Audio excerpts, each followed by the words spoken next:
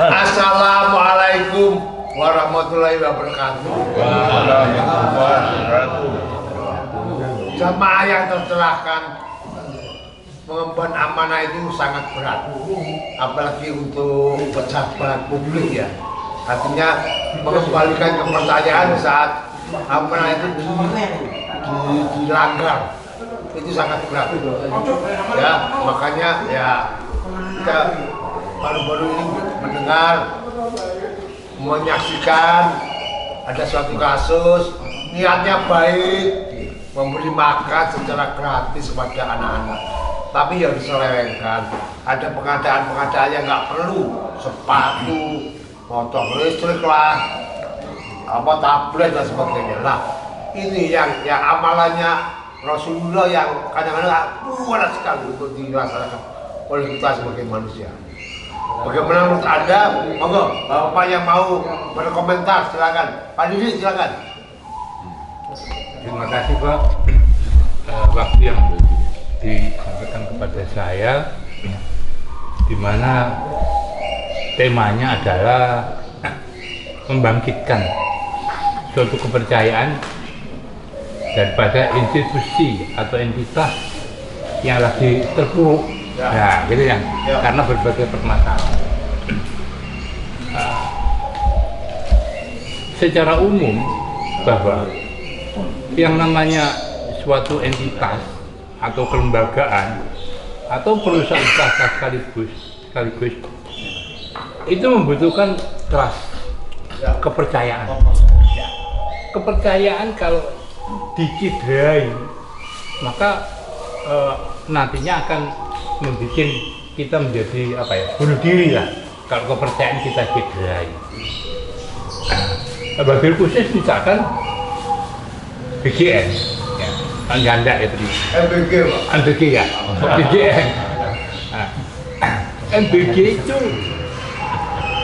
setahu saya, ini adalah daya tarik dari para pejabat-pejabat yang memiliki perhatian yang niatnya nggak baik. Sebab apa?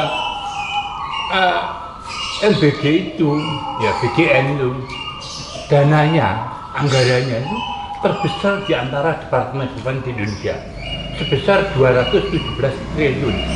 Nomor 1, nomor 2 TNI, nomor 3 Polri. Jadi seperti ini jadi daya tarik bagaimana semua ingin menikmati. Nah, ini yang silakan. BGN diisi oleh pejabat-pejabat yang notabene perwira-perwira dari TNI. Ya, setahu saya ada wakilnya Lord Dwi Pusung, Purnawirawan Letnan Jenderal, Sony Purnawirawan Brigjen dari kepolisian.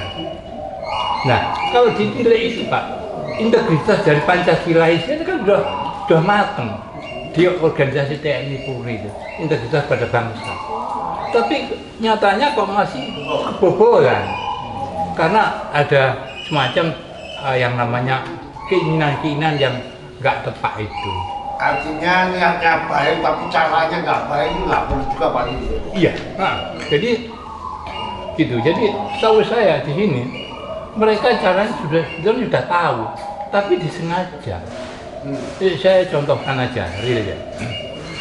Mereka Bapak Ketua itu untuk melakukan MBG di lapangan itu harus bekerja sama dengan yang namanya mitra yang disebut namanya yayasan. Nah, itu namanya yayasan untuk melakukan operasional, koordinasi dan pengawasannya di lapangan juga. Kayak yayasan Sabilillah gitu ya Pak. Iya. Tapi saya ceritanya begini. Ya. Dari yayasan. Cuma yayasannya itu Bukan TPI. Kita bisa bukan. Ya kini yang di sini tuh MBG-nya yang tiap Sabtu dan Minggu gini aja. Cuma MBG kecil yayasan berafiliasi dengan para ketua dan wakil ketua. Jadi afiliasi punya hubungan istimewa. Nah, ternyata ketuanya itu mensyaratkan bahwa mereka dapur MBG itu harus menyerahkan sebesar Rp2.000 per porsi untuk yayasan sebagai insentif. Nah, sebagai insentif akibatnya berarti berapa Pak, jumlah? ketika ada permintaan 2000 seperti itu yang membuat akhirnya tidak seperti harga yang dianjurkan. Kalau harga yang dianjurkan sekian kemudian ada potongan, itu yang membuat gizinya menjadi berkurang gitu ya Pak ya? Enggak, maksudnya karena yayasan itu mendapatkan yang insentif itu memang sengaja seperti itu, disengaja oleh ketuanya seperti itu. Nah, ini kan uang negara. Uang negara kalau diberikan kepada yayasan itu tadi, dan yayasan itu memberikan yang namanya ketua itu 1 miliar per hari itu. Nah, seperti itu dibagikan kepada para orang-orang yang kolega-kolega. Nah, maksudnya saya gini Panji, kalau kepercayaan masyarakat itu untuk mengembalikannya itu susah. Kalau seperti itu, ya, dan itu memengkarui anggaran nasional begitu besar 217 triliun dan pelaksanaannya niatnya baik, tapi tata kelola di tingkat bawah itu, ya itu. Terima kasih Pak Edi. Ya. Ngantuk sudah. Saya Pak Yayan. Oh Pak, Ya. Pak Nyongko. Pada prinsipnya kita itu melihat pemimpin adalah dari segi amanah. Oke. Jadi kalau pemimpin itu sudah amanah, siapapun tidak melihat NBD lah, melihat macam-macam, pasti dia akan menjalankan kepemimpinannya itu sesuai dengan syariat. Sehingga dengan begitu pemimpin ini akan berpikir bahwa bagaimana yang dipimpin ini lebih maju, yang dipimpin ini lebih baik, yang dipimpin ini lebih ada persatuan, kesatuan, sehingga tidak memecah belah yang ada di sana. Kalau itu bisa dilakukan oleh pemimpin, maka trust atau kepercayaan itu akan muncul dari orang-orang yang dipimpinnya. Siapapun yang dipimpin, ataukah itu masyarakat secara luas, ataukah hanya sekedar organisasi kecil-kecilan seperti kita ngopi kayak begini. Ini Pak Yani kita percaya ya. Karena bisa memimpin kita untuk melakukan diskusi misalnya seperti itu. Nah, sehingga kita ini harus hati-hati ketika menentukan siapa pemimpin kita yang sekiranya dari segi latar belakangnya memang ini adalah amanah, orang yang bisa dipercaya, sehingga dengan begitu apapun tugas yang diberikan saat itu pasti akan membawa dampak kemajuan terhadap program yang dilakukan. Oke. Nah, maksud saya kalau kata Pak Bimoti, kalau sudah Pak Didi, kalau sudah tujuannya itu dicederai, mengembalikan kepercayaan Pak Noto. Ya mengganti pemimpinnya, berarti kalau itu sudah tidak dipercaya berarti kan tidak amanah. Jadi kalau dia sudah tidak amanah, maka yang dipimpin jadi tidak percaya, sehingga ya harus diganti pemimpinnya. Nah, pemimpin yang menggantikan harus dipikirkan pemimpin yang lebih amanah daripada yang diganti tadi. Pemimpin yang beriman. Berarti lembaga itu kan kayak, kalau saya mengistilahkan kayak kaca lah ya. Kalau lembaga kaca yang retak, ini mengembalikan, menyusun kembali retakan itu sebetulnya sulit ya, susah. Harus diganti kacanya, Pak. Harus diganti ya. Ini program. Maksudnya adakah waktu yang bisa kita Butuhnya lama, Pak. Oh, lama. Kalau prediksi saya itu 1 sampai 3 tahun lah. Oke. Bisa kembali. Karena kepercayaan publik itu susah kan, secara otomatis. Karena otomatis. Apakah nggak bisa dilihat dari program-programnya lebih baik gitu Pak? Iya, program ya harus. Tapi kalau masyarakat kita ini kan masyarakat maha pemaaf ya. Maaf. Pak saya yang cepat lupa. Tapi penegakan hukum juga harus tuntas Pak. Iya, idealnya begitu. Tapi kan dari sekian kejadian kan tidak hanya ini saja toh kejadian besarnya itu. Artinya kalau ini sebagai sebuah contoh misalnya ya, sebagai sebuah pelajaran.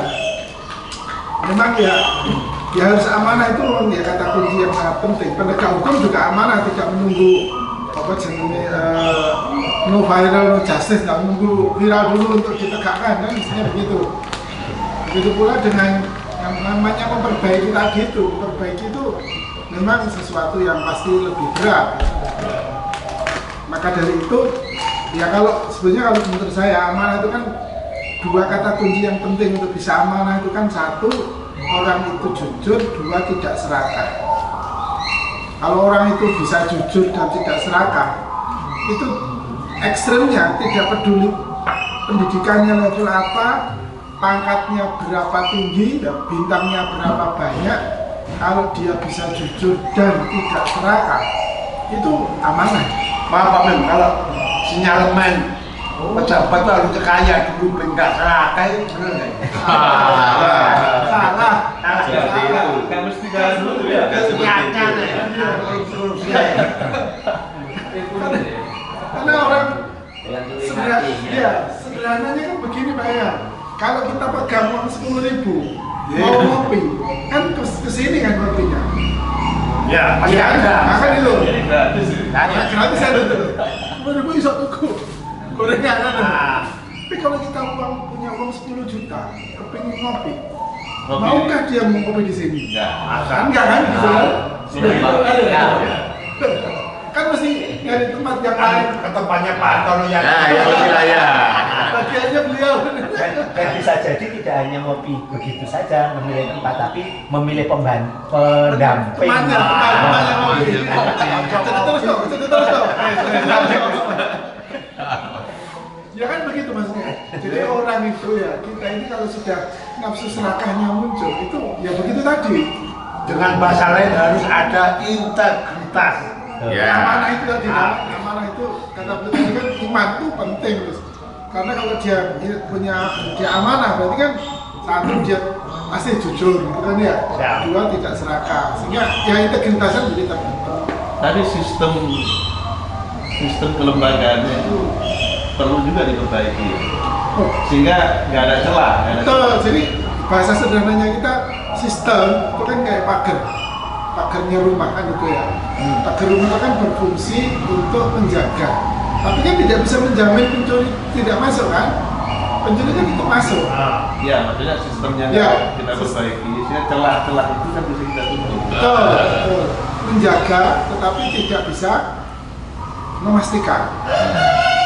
Sistem itu tetap harus kita buat sebaik mungkin untuk mengurangi celah, mengeliminasi kemungkinan penyelewengan. Tapi tetap saja akan terjadi penyelewengan. Tetap saja kita bangun pagar misalnya, apakah pencuri tidak masuk? Tetap bisa masuk kan? Tetapi kan mengurangi pencuri untuk masuk. Permasalahannya begini, Ustaz. Ya. Kalau misalnya ternyata kita sudah buat pagar yang bagus, tapi justru orang yang ada dalam rumah itu yang bekerja sama dengan orang lain supaya ini bisa dicuri dan nanti saya dapat bagiannya yang punya rumah ini, karena mungkin tidak diketahui oleh istri saya ya. Saya mau mengambil barang yang ada di rumah sulit karena tidak bisa lepas dari istri. Lah saya membuat kesempatan orang lain supaya bisa masuk, ya nanti saya dapat bagian, bisa jadi seperti itu. Contoh-contoh yang terjadi di lingkup organisasi, Kehidupan nyata kita ya. kehidupan nyata kita. Kemudian di institusi pun bisa jadi begitu. Iya, Itu betul. kuncinya kalau pemimpin tidak amanah tadi. Pemimpin yang tidak amanah akhirnya bisa berbuat apa saja demi memperoleh apa yang dia inginkan. Iya. Dan seperti itu. Ngopi ini memang lek bener kok gini. Mungkin gini Pak ya. Jangan bahas ya. Tadi kan Iya, Pak. konteksnya membangun kepercayaan setelah terjadi sesuatu kan gitu ya. Nah ini problemnya itu kan selalu ketika sudah terjadi sesuatu yang menggantikan ini. Ya kan yang sekarang muncul itu kan ya sama saja kalau penggantinya modelnya kayak begitu. Orang Indonesia itu kan Pak. Makanya tadi saya kan bilang tanya Pak Ron, waktu yang diperlukan untuk memastikan dia lebih baik itu kapan, Pak? nah, itu tantangannya kan sistem ininya, proses Rekrutmen. Di kita itu kan selalu lebih mengutamakan loyalis ketimbang merit system. Ya kan, loyalis ketimbang merit system. Merit system. Merit, kalau untuk Pak. Meritokrasi, gitu ya. Merit basic. Iya. Meritokrasi itu kurang diminati untuk memilih saya tahunya Mei itu menikah. meritokrasi, pemilihan orang kepercayaan berdasarkan profesionalisme kurang dihargai ketimbang yang loyali. Nah ini mestinya kan sudah berkali-kali kayak begitu mengambil pelajaran, sistem loyalis ini mestinya harus segera diganti dengan model meritokrasi. Selain itu menurut saya Pak, ini paling mungkin nanti bisa jawab. Biar diam. Pengawasan Pak, perlu gak itu? Kita ini semakin Pak ya, kritis, cerewet, ngawasi semua pemimpin kita. Ini senang ngawasi. Tapi begini Pak, sebetulnya konteksnya tadi kan membahas Tergantung membangun gaji. kepercayaan, kan itu saja. Belajar. Itu kan, tadi konteks awal kan membangun kepercayaan, kan itu saja. Saya tadi mohon maaf, kurang setuju dan kurang sependapat kalau membahas masalah MBG dan macam-macam buat itu. Ini karena ini membahas pemerintahan saja. Karena di ajaran kami tidak boleh bahas politik, pemerintah, apalagi masalah tidak boleh. Apalagi orang tidak boleh itu sama sekali. Jadi kalau ini konteks membangun kepercayaan, ya definisi kepercayaan itu bagaimana? Amanah. Dari amanah ini mana kepercayaan lah itu yang timbul. Dulu di zaman Rasulullah yang namanya orang yang dipercaya, ya kan namanya itu saya sudah ya. Itulah orang yang bisa dipercaya dan itu bisa menjaga semua amanah, baik dari harta, keamanan jiwa dan itu. Nah, mengapa bisa runtuh? Karena dia tidak penyakit hati, kepercayaan, yang menjadi kepercayaan dia berbicaranya dia tidak bisa percaya. Nah, terus apalagi ingkar janji itu itu banyak yang begitu. Jadi konteks itu saja kalau yang buat nggak usah mas itu dalam ajaran kami ya, mohon maaf ini Pak. Jadi nah terus pengawasan ya perlu memang ada pengawasan ini. Pengawasan harus perlu karena dulu memang saya itu memang di bidang pengawasan ini harus teliti dari itu Pak. Itu. Makanya harus ada ciri pemimpin yang baik Pak ya. Betul. Pak Henry mungkin Pak siap, makasih Pak. Pak Is, silakan. Iya, siap. Nah, integritas penting Pak ya.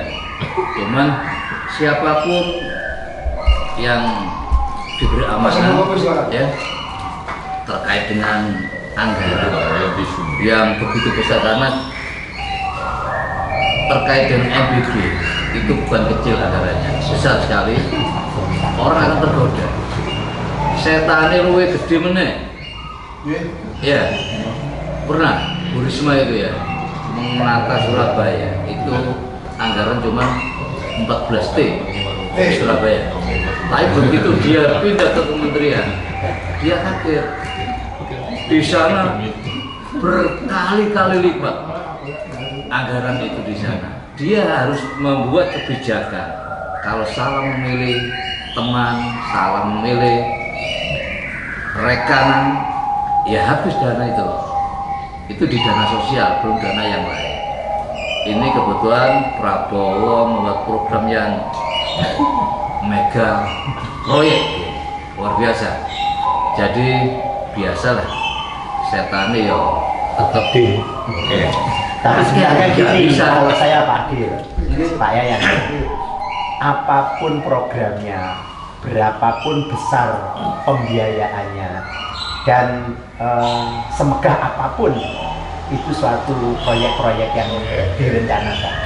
Kuncinya kalau pemimpinnya amanah tadi, dia sudah punya kontrol, walaupun tidak usah diawasi oleh siapapun.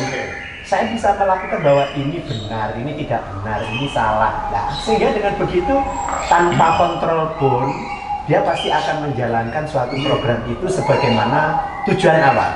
Kalau memang tujuan awal itu adalah untuk meningkatkan gizi, ke sana arah programnya. Jadi tempat panjangnya Gusti Allah gak tahu sari. Nah itu, jadi yang mengawasi Gusti Allah. Pak Yaya nambah ya. Ini memang betul. Cuma begini, birokrasi kita lah ini kadang kebanyakan birokrasi itu yang akan menjadi tempat-tempat di mana itu setan akan menggoda. Salah contoh ya, untuk mencairkan satu dana ini bisa lewat beberapa pintu, meja. Ya. Jadi dari Panglima ke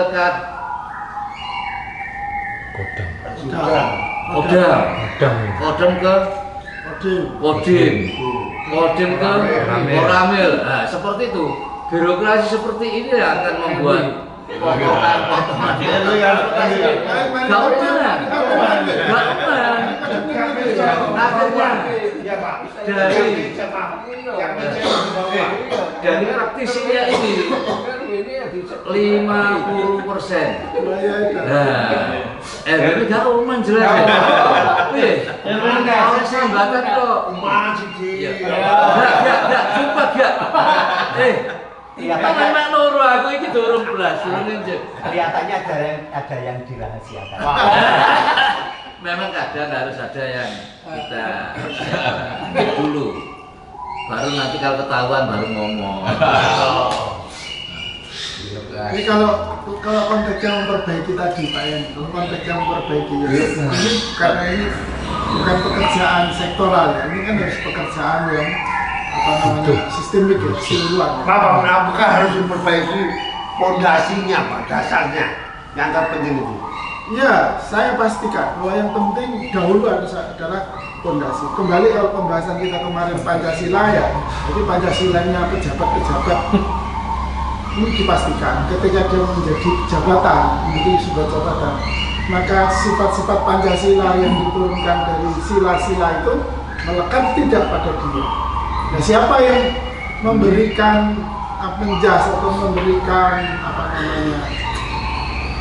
vonis atau pernyataan, ya kita bisa menggerakkan lembaga-lembaga kemasyarakatan yang berbasis moralitas yang bisa memberi semacam rekomendasi gitu ya. Karena kalau seperti Pak Bimo tadi yang jadi pejabat adalah karena loyalisnya, konconya berarti kan ya, orang dekatnya, orang kepercayaannya, nggak tahu apakah dia punya kompetensi atau tidak ya, sudah alamat sudah. Apapun usaha, mekanisme, aturan dan sebagainya ya tidak akan ada gunanya. Perkoncoan namanya. Perkoncoan. KKN balik lagi KKN. Tapi perkopian, itu perkopian. STK. Sedulur tunggal kopi ya. Sedulur tunggal kopi. Tapi sebenarnya kalau saya memandangnya dari segi saya ya, itu kalau itu loyalis itu bisa saja orang lain melihat hanya kedekatan. Tapi kalau saya melihat loyalis itu ya orang terdekat dan juga orang yang bisa dipercaya. Artinya kembali lagi ke amanah tadi, saya bisa memberikan sesuatu kepada seseorang itu yang memang betul-betul loyalis dan juga bisa saya percaya. Sehingga dengan begitu apa yang akan dilakukan oleh dia sebagai seorang yang mengelola suatu proyek ataupun program apa itu bisa menjadi berhasil karena sesuai dengan tujuan yang diharapkan gitu Pak. Ya, gimana Pak Umam, silakan. Kalau saya nanya Pak, kalau untuk saya mau membangun ini ya, untuk mempercepat rasa percaya masyarakat kepada pemerintah yang dipercepat karena yang sudah dibawa ke DPR dan nggak disah-sahkan adalah dimiskinkan. Soalnya apapun yang terlibat korupsi dihabisi hartanya. Baik harta itu sebelum jadi pejabat, dimiskinkan tuh anaknya, istrinya, atau satu keluarga. Itu membuat buat ya Pak. Ketuanya Pak Yom. Kenapa? Bukan pejabatnya, bukan istrinya. Ya, anaknya. kalau begitu itu yang membuat orang akan berpikir jauh-jauh, berpikir dalam, akan sangat berhati-hati dalam membuat kebijakan atau hal apapun. Karena itu resikonya tinggi, membawa anak istri, bahkan paman mungkin orang tuanya. Permasalahannya begini. Oh iya, tadi kan temanya bagaimana membangun kepercayaan masyarakat gitu kan ini ya. Ya. Ya kalau menurut saya sih pejabatnya sekarang harus ada apa ya, sebuah tindakan-tindakan baru, gerakan baru, program-program baru, yang mana itu bisa apa ya, masyarakat bisa membedakan yang dulu sama yang sekarang itu memang sudah ada perbedaan apa ya, langkah ataupun tindakan-tindakan yang istilahnya yang diharapkan oleh masyarakat. Pak Jono, sudah belum? Ya sudah, monggo. Ya. Tadi karena konteksnya itu adalah mengembalikan kepercayaan, berarti kan ada sesuatu di situ yang menyebabkan publik tidak percaya lagi. Iya, itu. Betul. Apakah itu terhadap sesuatu kepemimpinan ataukah terhadap sesuatu program kan? Nah, kembali ke konteks, kalau kita ngomong kepada program, saya selalu mengatakan adalah yang amanah. Karena mengembalikan kepercayaan, kalau pemimpinnya itu sudah amanah, pemimpin itu luas Pak ya, bisa top leadernya, bisa middle leader, bisa saja yang bawah. Nah ini adalah yang saya maksud adalah pemimpin yang menangani suatu program itu. Kalau memang ini ketidakkepercayaan itu karena suatu program, nah maka orang yang memimpin program itu tadi yang tidak amanah, kita ingin mengembalikan kepercayaan, maka ini harus ganti. Ketika diganti ini harus pernah ada yang ngomong gini Pak, potong satu generasi untuk ganti pemimpin, apa yang benar itu? Kalau itu masalah global Pak ya. Tapi kalau kita ngomongnya terhadap suatu program nggak bisa begitu. Betul. Kalau suatu kepemimpinan yang global bisa saja seperti itu. Contoh-contohnya yang dulu misalnya Rasulullah kan itu global sudah, kepercayaan sebelumnya hapus kan, jadi yang sekarang ini jadi kepercayaan yang dibangun oleh Rasulullah itu akhirnya kembali ke semuanya kan seperti itu. Jadi itu ada yang dipotong sehingga penganut sebelumnya sudah dihapuskan untuk yang di luar jalur, di luar rel kan seperti itu. Tapi yang tetap dalam suatu rel tetap diteruskan, disempurnakan sehingga menjadi sesuatu yang bagus. Ya. Mengenai bagaimana memulihkan kepercayaan masyarakat, sementara saya tinjau dulu mengenai NBG tadi, BGS ya.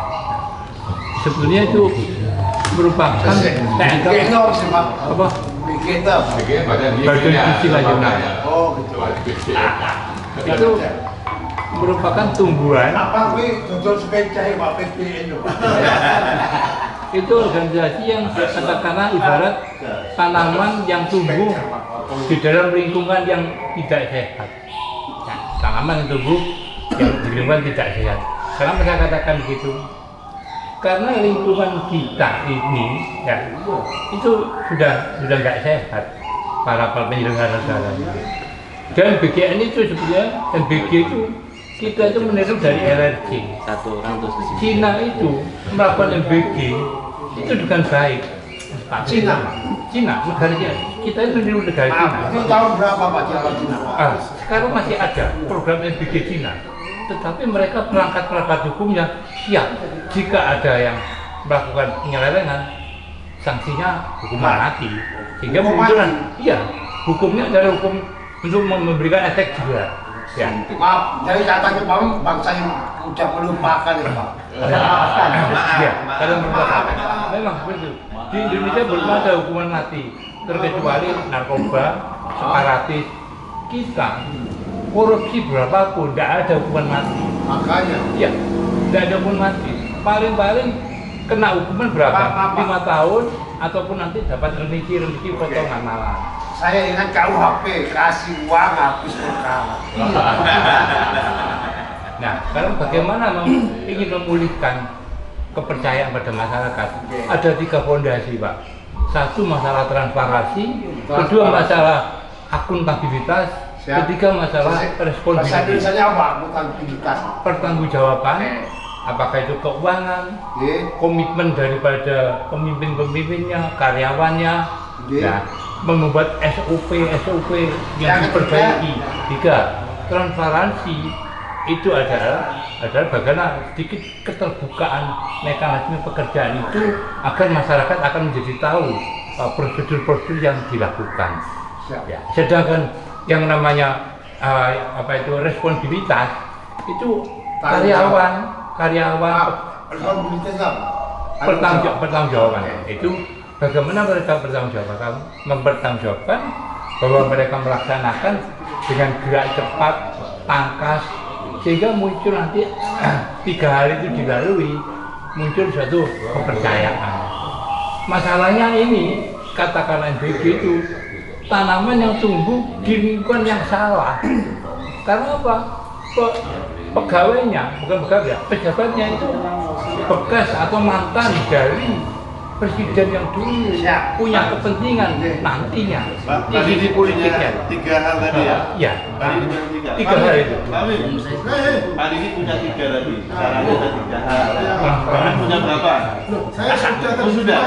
Saya juga punya 3 nih. 2 saja kan? 2. Saya punya 3. Selesai. Bapak sudah. Sudah. Silakan Pak. Pak Didi punya 3, Pak Mim 2. Pak Hartono. Sudah, itu bedanya gitu. Saya 3. Akhir ya? Kak kiri, orang ekstra.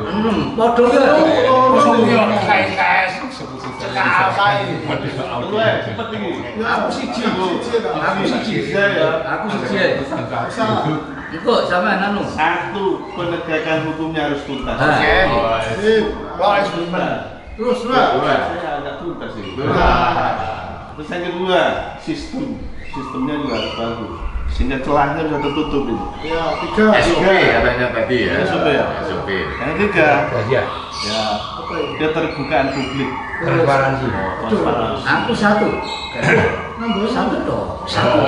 Bentar. Iya. Maksudnya publik ini, proses hukum yang sudah berlangsung ini ya publik juga harus tahu. Oke. Gitu. Pak Roni 3. Pak Didi 3. Pak Hartono punya penyelam. Amanah. Satu. Saya 1 saja. Monggo. Mengganti semua birokrasi. kali ini Saya pakai dulu Pak. Potong sekarang. Iya. 1 itu aja. Birokrasi kita itu rusak, udah. Udah rusak. Koruptor semua. Iya. Tapi yang bupati Roni. Kecuali RW. Semua kakak bisa RW. Birokrasinya. Saya itu selalu ingat kata-kata ibu saya. Dan kecap nggak pernah nempel ngeluru. Saya ingat Purbaya ngomong Pak Purbaya menteri keuangan. Dia Pak Purbaya. Ketanggor.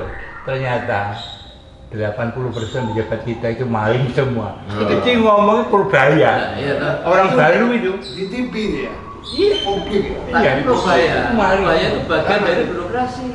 Ya. Oh, dia itu bukan ahli keuangan, bukan. S1-nya apa? Teknik elektronik. S3. Iya tuh.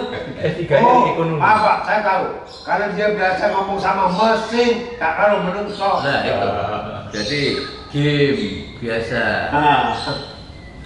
Terus 80% Pak. Kopi. nah, iya. Kamu habisnya. Birokrasi ganti semua. Tadi saya juga 1 tadi itu Pak Yayan yang amanah sudah. Oh iya, Amanah. Klik. cukup Oke, Cukup, jadi kesimpulannya mencegah aman itu perlu sebuah usaha keras. Artinya bahwa semua kan api ya sini. oke, Yo. ya, bahwa menjaga amanah itu tugas berat yang harus diemban oleh semua pejabat. Kesimpulannya ada di tangan Anda semua. Terima kasih dan Assalamualaikum warahmatullahi wabarakatuh. Waalaikumsalam. Assalamualaikum warahmatullahi wabarakatuh.